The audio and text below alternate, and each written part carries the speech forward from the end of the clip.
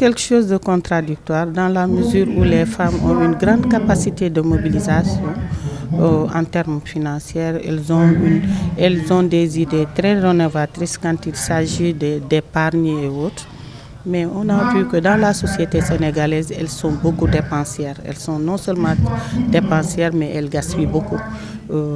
C'est dû peut-être à un contexte socio-culturel. Il y a des pesanteurs, par exemple, qui, dans la tradition Wolof, quand vous mariez votre fille ou votre nièce à une autre famille, c'est à la belle famille.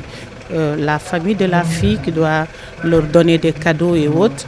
Et c'est l'occasion que les femmes se donnent à se montrer, à gaspiller tout ce qu'elles ont eu à réaliser ou à épargner pendant des années. Et là, ça constitue vraiment quelque chose qui, dans un contexte de crise actuelle, je crois qu'elles doivent penser à autre chose, mais d'essayer de voir comment est-ce qu'elles pourront mettre en place, par exemple, des codes de conduite dans les associations, les permettant quand même d'appliquer des amendes à toute femme qui aura l'audace de déroger, par exemple, à ces règles-là. L'ASDES a été mon premier formateur avant d'aller vers les organisations comme la Professe et autres, qui ont beaucoup misé sur la formation de la femme et dont j'ai eu quand même la chance de bénéficier. Ça a contribué vraiment à ma formation, parce que c'est là où j'ai commencé à apprendre les techniques de communication, comment prendre la parole en public et autres.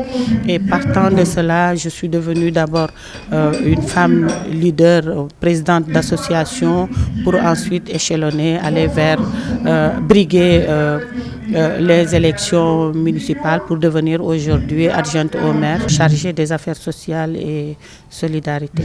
À travers cette fédération-là, elles pourront réfléchir à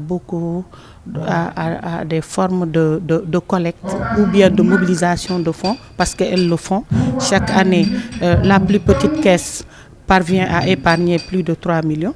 Mais au lendemain des fêtes, elle recommence à zéro, parce qu'elle utilise cet argent-là à faire la fête, à acheter des boubous pour la belle famille, à entretenir les enfants, alors qu'elle pouvait utiliser une partie et l'autre partie peut-être l'économiser ou bien penser à d'autres activités génératrices qui pourront peut-être les aider au futur à prendre en charge certaines